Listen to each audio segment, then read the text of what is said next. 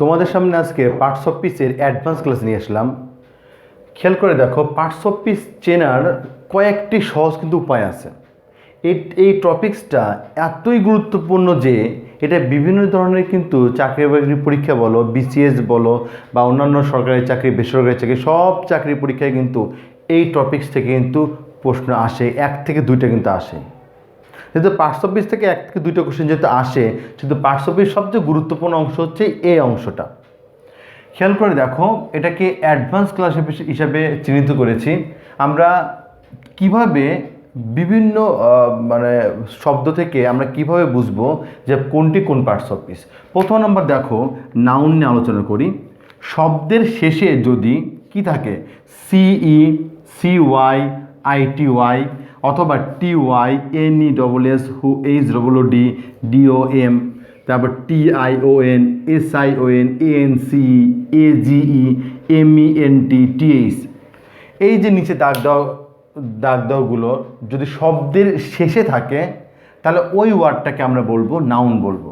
ঠিক আছে, তাহলে এই জিনিসগুলা যদি শব্দের শেষে থাকে তাহলে আমরা নাউন বলবো। তাহলে এগুলো অবশ্যই মুখস্থ করতে হবে। ঠিক আছে, এক্সাম্পল দেখো, এডুকেশন, এডুকেশনের ভিতরে দেখো টিআইওএন আছে।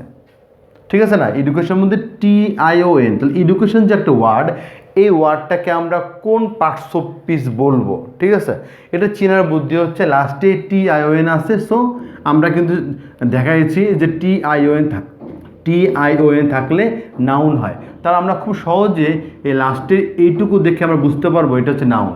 আবার ইম্পর্টেন্স দেখো, ইম্পর্টেন্সের মধ্যে এএনসি আছে, এখানে দেখো এএনসি আছে। তাহলে ইম্পর্টেন্স একটা ওয়ার্ডের মধ্যে লাস্টে এএনসি দেখে আমরা বুঝবো এই ইম্পর্টেন্স ওয়ার্ডটা হচ্ছে নাউন হচ্ছে। 2 নম্বর পয়েন্টে চলে আসলাম, অ্যাডজেক্টিভ। শব্দের শেষে যদি able, A B L E, O U S, A N T, E N T, L E, A L, F U L, E R, E S T, I V, এই ওয়ার্ডগুলা, এই জিনিসগুলো যদি শব্দের শেষে যদি দেখি তাহলে সেটাকে আমরা বলবো অ্যাডজেক্টিভ। এই ক্লাসটা কিন্তু খুব শর্টকাট ক্লাস হচ্ছে, কারণ খুব শর্টকাটে কিন্তু আমরা এই জিনিসগুলো কিন্তু মনে রাখতে পারলেই আমরা ধরতে পারবো ওই শব্দটি হচ্ছে অ্যাডজেক্টিভ।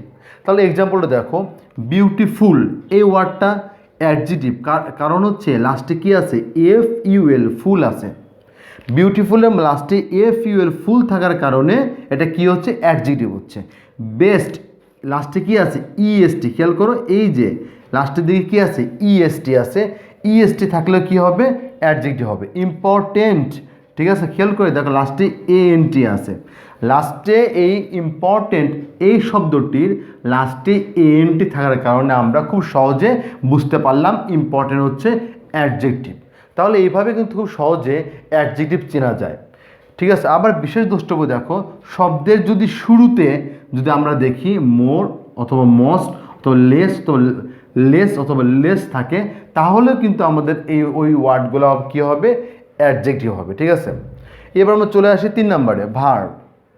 ভার্ব মানে হচ্ছে কাজ করা। ঠিক আছে, এবার ভার্ব কীভাবে চিনবো আমরা, শব্দের শেষে যদি টি অথবা টিই, তারপর D, E D, A I N, F Y, E R, I Z E, S E, I N G, এই প্রত্যেকটা যদি যে কোনো একটি যদি শব্দের শেষে যুক্ত থাকে তাহলে আমরা কি বলবো, ওই ওয়ার্ডটাকে ভার্ব বলবো। ঠিক আছে, খেয়াল করে দেখো যে বিল্ডের লাস্টে কি আছে, ডি আছে। ডি থাকার কারণে খেয়াল করে এখানে ডি আছে, বিল্ডের লাস্টে ডি থাকার কারণে আমরা এই বিল্ড ওয়ার্ডটা আমরা বুঝতে পারতেছি এটা ভার্ব হবে। তারপরে খেয়াল করে দেখো, মেডের লাস্টে কি আছে, ডিই আছে। এখানে ডিই দিয়ে বুঝতে পারবো যে এটা ভার্ব হবে। তারপরে খেয়াল করে দেখো, বিউটিফাই, এফওয়াই থাকার কারণেও কিন্তু আমরা বুঝতে পারবো যে বিউটিফাই এই লাস্টে এফওয়াই থাকার কারণে আমরা বুঝতে পারতেছি এই বিউটিফাই ওয়ার্ডটা হচ্ছে ভার্ব। এবার দেখো ভার্ব বের করার ব্যতিক্রম দেখো, এবার শব্দের শেষে টিআইওএন, এখানে টি অথবা টি যোগ করে হইতে পারে, টিআইওএন, এমইএনটি, টিআইওএন, এমইএনটি, এএনসিই, এজিই, TIONMENTANCEAG যদি আমরা বাদ দেই, তাহলে কোনো ওয়ার্ড থেকে যদি এই জিনিসগুলা যদি আমরা বাদ দেই তাহলে কিন্তু সেটা ভার্বে পরিণত হয়ে যাবে। এক্সাম্পল হিসেবে দেখো, এনজয়মেন্ট একটা ওয়ার্ড, এনজয়মেন্ট থেকে যদি আমরা এই মেন্ট এইটুকু জিনিস আমরা বাদ দেই তাহলে কিন্তু আমাদের কিন্তু ভার্বে পরিণত হচ্ছে এনজয়, আর এনজয় একটা কি ভার্ব। আবার দেখো একসেপ্টেন্স, এখান থেকে এই ওয়ার্ড থেকে যদি আমরা ANC যদি বাদ দেই তাহলে আমাদের কি হচ্ছে একসেপ্ট হচ্ছে, আর একসেপ্ট হচ্ছে আমাদের কি একটা ভার্ব। তারপর খেয়াল করো ব্রেকেজ, ঠিক আছে, ব্রেকেজ ব্রেকেজ ব্রেকেজ এই ওয়ার্ডটাতে এজি, দেখো এজি, এই এজি যদি আমরা বাদ দেই তাহলে যে ওয়ার্ডটা থাকে সেটা হচ্ছে আমাদের কি আমাদের হচ্ছে ভার্বে পরিণত হচ্ছে। তাহলে আমাদের কিন্তু এখান থেকে এই বেসিক রুলসে কি জানলাম, তো একবার রিভিউ করি। TIONMENTANCEAGA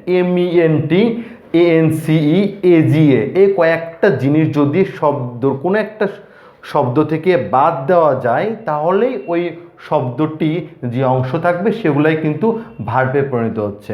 এনজয়মেন্ট থেকে MENT বাদ দিয়ে এনজয় হলো, অ্যাকসেপ্টেন্স থেকে ANCE বাদ দিয়ে অ্যাকসেপ্ট হলো, তারপরে ব্রেকেজ থেকে AG বাদ দিয়ে ব্রেক হলো। তাহলে আমাদের এই এনজয়, অ্যাকসেপ্ট এবং ব্রেক প্রত্যেকটা কিন্তু কি প্রত্যেকটা হচ্ছে ভার্ব।